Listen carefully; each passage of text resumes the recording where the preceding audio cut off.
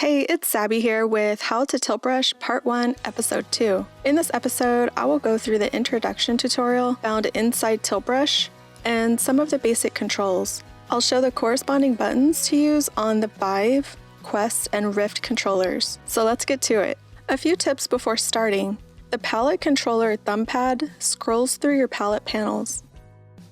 The brush controller trigger paints, selects, and toggles panel buttons.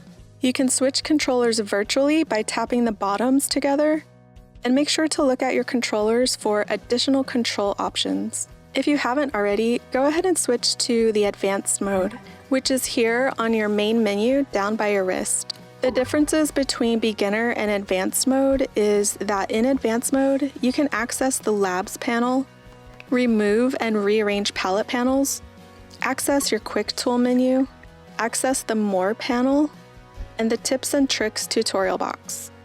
The introduction tutorial pops up when you first get into Tilt Brush, but it can also be replayed in advanced mode from the main menu.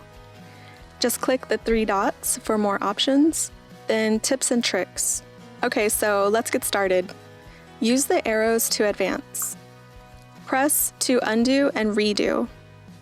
Use the left and right side of your thumb pad on the palette controller to undo and redo.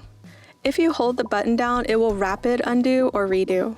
I use undo a lot to get the stroke just right because there is not a reshape tool.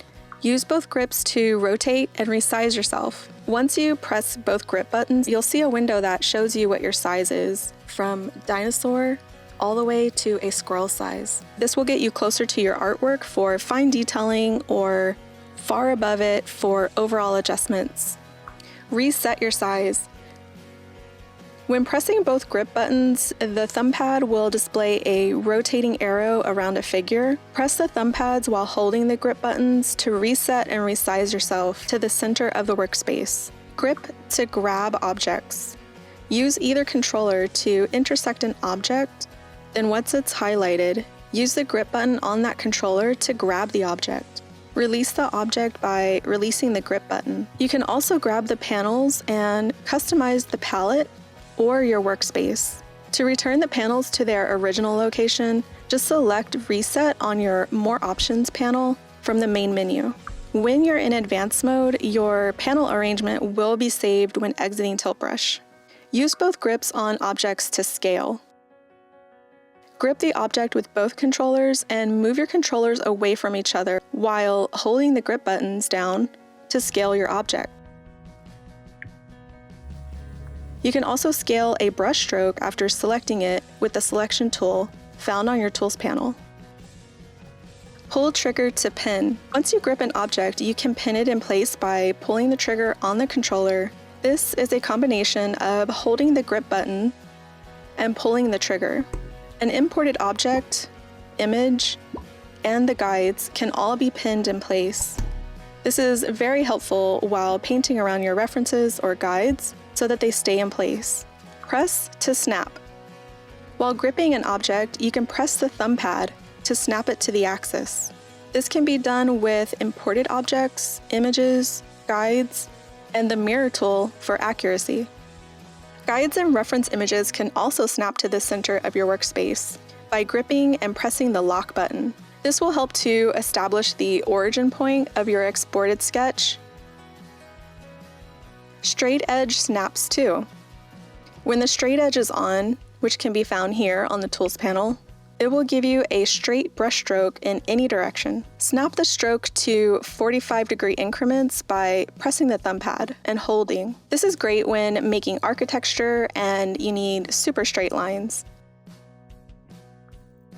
Use guides to paint precisely. Find the guides here on the More panel. A panel will pop open and you can add that to your palette if you prefer. There is a cube, sphere, and pill-shaped guide. The guides can be used in whole or in part to achieve accuracy for whatever kind of shape you're looking for.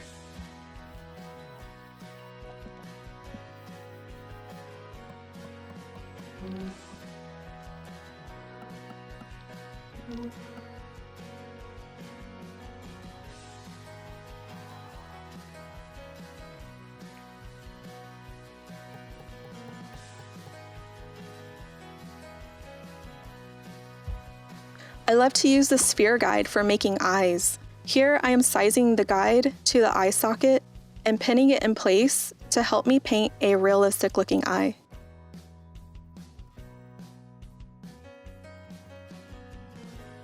Save colors to your sketch palette. On your color picker panel, you can save colors on the bottom by clicking the plus sign once you choose your color. To remove a color, just click the X below the saved color. You can save up to 7 colors. Tap bottom to swap controllers. You can swap your controllers virtually if you need to switch the palette to the other hand. Duplicate when selection tool overlaps selection. When you have the selection tool equipped, you can duplicate things. Find it on your tools panel as an arrow icon and select with your trigger button. Select brush strokes with the trigger button, intersect the selection with the selection tool, and press your thumb pad to duplicate it as a group. Imported objects, reference images, and guides can all be duplicated the same way. Objects can also be duplicated in a stamp fashion. When you select the object, grip it, and press the thumb pad. I'm so glad this feature was available when I was painting wildflowers.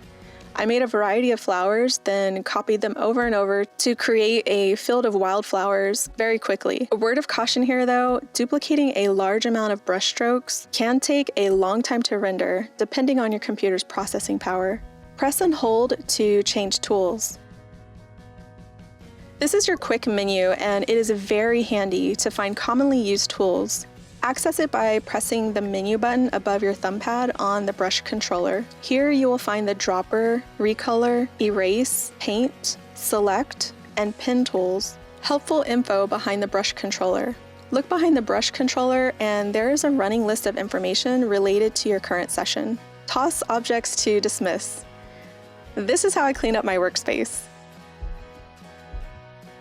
Okay, so super basic controls in this video, but I'll start going over the panels and their controls more in depth in the next tutorials. I hope I made it easy for you to find the basic controls in your workspace. Join me in the next video and I'll show you how to save your artwork without losing your work, and how to use a previous sketch for a new scene to save time.